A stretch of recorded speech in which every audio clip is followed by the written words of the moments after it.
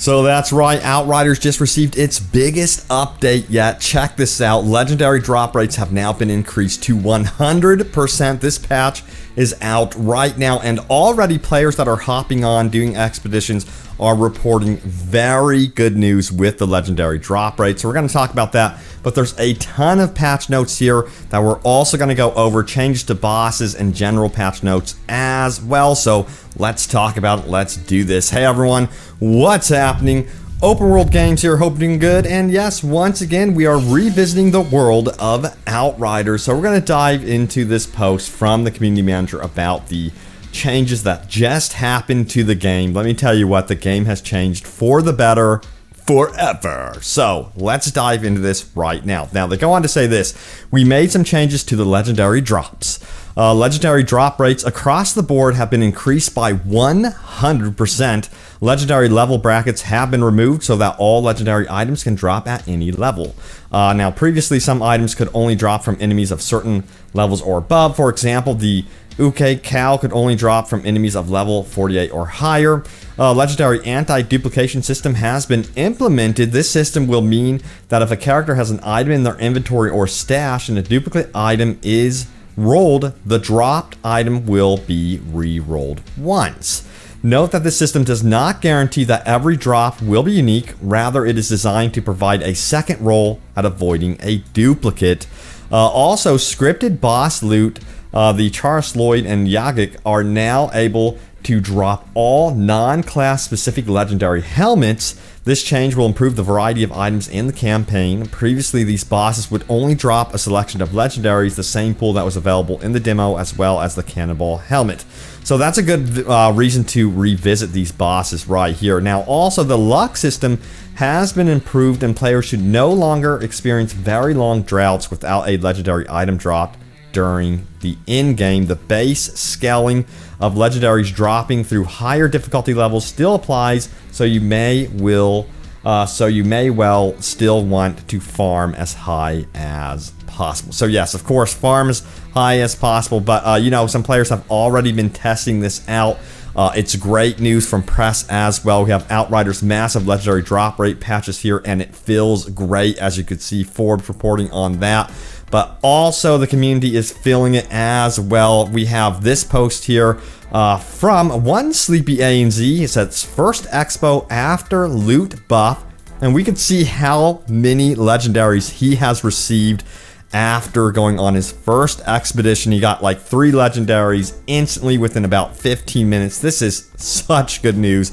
Let me tell you what. So this gets me super excited about the future of Outriders and, you know, the expansions, because this same system would likely be implemented in whatever they do for updates and big expansions in the future. So in my opinion, this is boding very well for Outriders right now. Now let's talk about the general patch notes as well. There were further changes to the game, so let's dive in. For consoles, they added extra options and settings for controller customization, including dead zones, look sensitivity and acceleration, and legacy layouts. Finally, this has been one of the requested features of the game, and it is here. Xbox, they have improved sign-in times. Epic Store version, they fixed an issue that was preventing the pre-order Hell's Ranger gear from unlocking as intended. Now, they did make improvements to multiplayer connectivity. We'll see if that's true. They've said this several times. We're going to dive into this a little bit more and see what the community feels about this one. Earthborn gear, Hell's Rangers DLC equipment can now be scrapped. They fixed an issue that was causing old inventory items to be marked as new. They also fixed a bug that prevented players from running if they were stunned while using the Trickster's Cyclone skill. Now, they also fixed a bug that allowed a combination of 2 closely timed attacks to result in visual one-hit kill on players from Alpha Peripheros and Behemoth's brood mothers. Nice.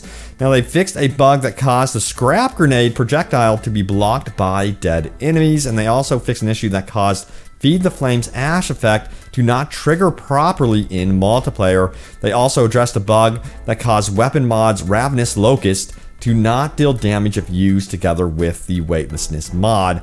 They mitigated an issue whereby players could get stuck in an animation after using gravity jump in multiplayer, and then several crash fixes as well. So overall, great news there. And The most notable thing for me out of these fixes is definitely addressing the dead zone, look sensitivity, acceleration options, and legacy layouts for the controllers, because that has been always mentioned with Outriders, and I cannot wait to hop on and mess with this myself. Now, they also have an extra note here. They say we'll be having more news of the second run of the appreciation package very soon, and we'll deploy it when we've run, a few more tests on it. We're hoping for it to be ready by Thursday, but we'll confirm this on the day. So yeah, they're rolling out stuff pretty quickly at this point for Outriders. So I am definitely impressed with what they are currently doing with the game. Kudos to People Can Fly for getting this update out, because this has been by far the most requested update and change for the game, and I'm thrilled to see that players are already enjoying the fruits of their labor as they go on these expeditions. So that is awesome. Now, we're going to talk a little bit more about some problems that have been arising with the, of course, Trickster. So let's take a look at what this meme is telling us right here. This was posted by Delicious, and it's one of the things that's been talked about in the community, and it's regarding the Venator's knife. As you can see here, we have not Rick and Morty. Darn it, I can't think of the cartoon name. Rigby and Mordecai. Venator's knife here. We have Elite standing right in front of me, and then he just dodges the Venator's knife. So the Venator's knife right now is not working as intended. By the way, I love that cartoon. But anyway, the Venator's knife is not working as intended right now, and players are complaining about that with the Trickster. So that's something that I think People Can Fly is likely going to be aware of and perhaps looking into, because man, the Trickster is my go-to. I absolutely love this play style. I can't get enough of it. We'll see what People Can Fly can do about that one. Now, we do have some questions to the team here from the community, and we did get some responses, so let's check that out. MediaCur04 says, could you please check with the team to find out if any of these changes could have an effect on the steering of the Boulder Dash skill? Previously, it was possible to run nearly a complete circle with the skill to achieve multiple hits on larger enemies, but now it barely turns while holding down the direction keys. Thanks very much. And that's on platform and PC. And we have a response from the community manager who says, I saw this come up a little bit in the past days. I'll check in with the team about it. Let me know if you guys are having this same issue, if you've noticed some differences with the Devastator or not. Be sure to sound off in the comments below, because yes, it appears that People Can Fly is really paying attention to what the community is saying, obviously by this recent patch. So that is awesome news. Now, we also have some other news from the publisher side of things. Square Enix saying some things about Outriders. Finally, you guys know that I did go on a little bit of a rant near E3 about how Square Enix, they had nothing to say about Outriders during E3, and I still think they should have recognized the game, even if there, were no future updates at E3, like, hey, they didn't announce any DLC or anything like that. I still think Square Enix should have been like, hey, we recognize Outriders and updates are coming. But anyway, they go on to say this. Square Enix says, putting Outriders on Xbox Game Pass has worked in its favor. The publisher is pleasantly surprised in spite of slight issues at launch. And they say slight issues. I know that's going to trigger someone in the comments for sure. I'm definitely going to be reading comments here after this video goes live. But anyway, let's dive into the article a little bit more here. This comes from Eurogamer. They go on to say the following. They say this right here. Square Enix says it's pleasantly surprised by the success of its new IP, Outriders, stating the digital sales ratio for the title have been very high, and insisting that its decision to make Outriders available with Microsoft's Xbox Game Pass as soon as the title launched also worked in its favor. And we're seeing this more and more. Microsoft really taking these titles and making them day one Xbox Game Pass. We're seeing that also with Dungeons & Dragons Dark Alliance, which is available today. I really cannot wait to hop into that a lot more here soon. But the article goes on to say the following. Xbox teased the shooter was coming to Xbox Game Pass just a couple of weeks before release, and swiftly became one of the server's most high-profile Game Pass offerings. Now, a few months on, Square Enix says that despite the slight issues with the bugs and server instability, it has gotten off to a good start as a new IP. In regards to the response to Outriders, while there were slight issues with the bugs and the like on launch, we believe it has gotten off to a good start as a new IP. Square Enix president Yosuke Matsuda told investors at a financial briefing back in May, the English translation of which was published today thanks to VGC. Now it says, in addition, we have been pleasantly surprised as the digital sales ratio for the title have been very high, and the number of active users has also beaten our expectations. We believe that our decision to make Outriders available with Microsoft's Xbox Game Pass as soon as the title launched also worked in our favor.